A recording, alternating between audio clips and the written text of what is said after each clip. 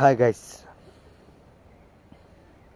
Video যারা আমাকে দেখেন হয়তো দুই একজনও চেনেন, ধরলাম একজন চেনেন আমাকে, তো একটা তো সাবস্ক্রাইব একটা তো লাইক করতে পারেন নাকি? বলে আর লাভ নেই, কারণ আমরা তো ছোট ইউটিউবার, অতটা বড় উপরে উঠতে পারবো না। তাই জন্য আর কি ভিডিও কোয়ালিটি ভালো না, কোনো কিছুই ভালো না, কিছু দেখাতে পারতেছি না, কি করব না,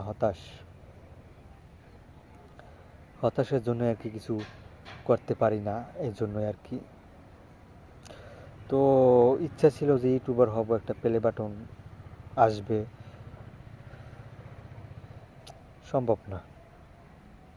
মানে যার কপাল ছোট বেলা থেকেই পোড়া, তার বড় থেকেও পোড়া, ঠিক আছে, বড় থেকেও পোড়া। এই যে ভিডিওটা তৈরি করতেছে, ভিডিওতে আমি কি দেখাই? কিছু না, খালি দুইটা কথা বলি।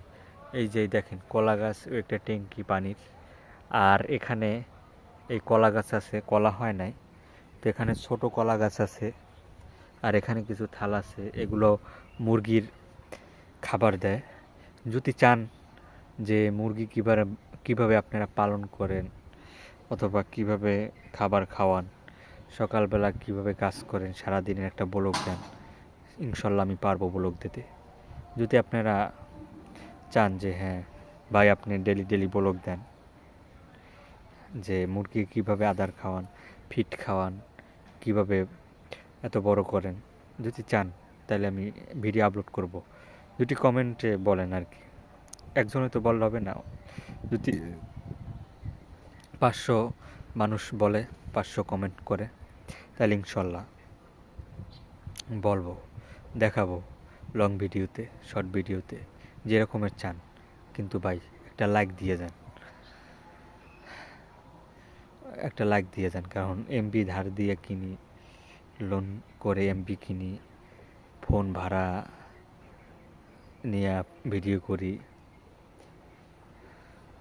খরচ আছে। চাই না খরচটা উঠোইতে, আমি চাই যদি ভিডিওটা ভাইরাল হয়।